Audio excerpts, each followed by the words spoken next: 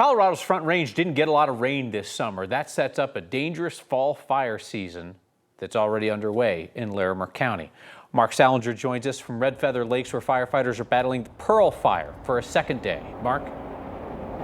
Yeah, Kyle, this is the road behind me that goes up to Red Feather Lakes here in Larimer County. And for much of the day today, this road has been filled with a constant stream of fire trucks as more firefighters go up into that community to continue fighting this wildfire. It's a small wildfire, just about 128 acres, but they are really worried about it, in part because of some of the storms that moved through today, which brought 40-mile-an-hour winds and some rain, which will hopefully be a good thing.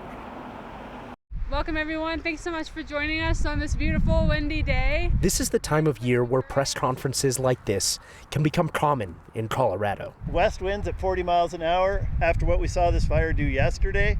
Absolutely we're concerned. Firefighters in Larimer County continue to battle the Pearl Fire.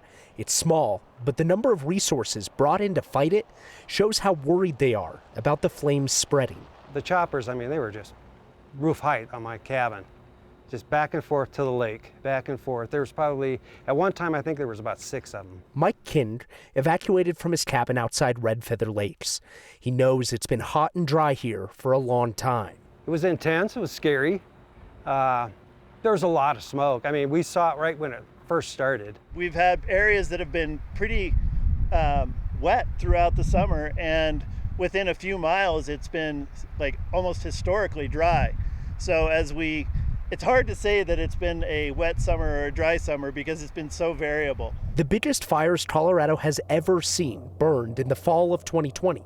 It's dry again this year, but there are some differences that give meteorologists like our Chris Bianchi some hope that fires don't explode like they did 4 years ago. So the mountains right now are in pretty good shape because we saw a lot of rain in August. The Front Range, not as good because we've been so dry and we didn't see nearly as much rain along the Front Range as they saw in the mountains. The mountains might look better, but we've already seen lots of fires up and down the Front Range. Front Range is wettest time of the year on average, May, June, July. We did not get nearly the rain that we typically get during that time span. I'm a Colorado native, so kind of used to the fires and this and that. Fires are a part of life here. Rain helps calm the nerves of a community dealing with yet another evacuation. I feel a lot better. It's raining up there right now.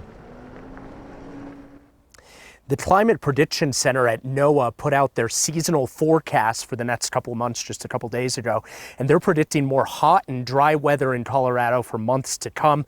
Of course, now we're heading into winter and we'll see exactly what happens.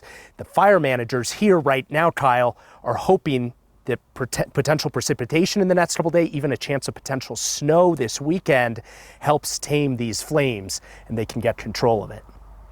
You just said potential precipitation on live TV, which is like a figure skater nailing a triple Lutz. That's very impressive.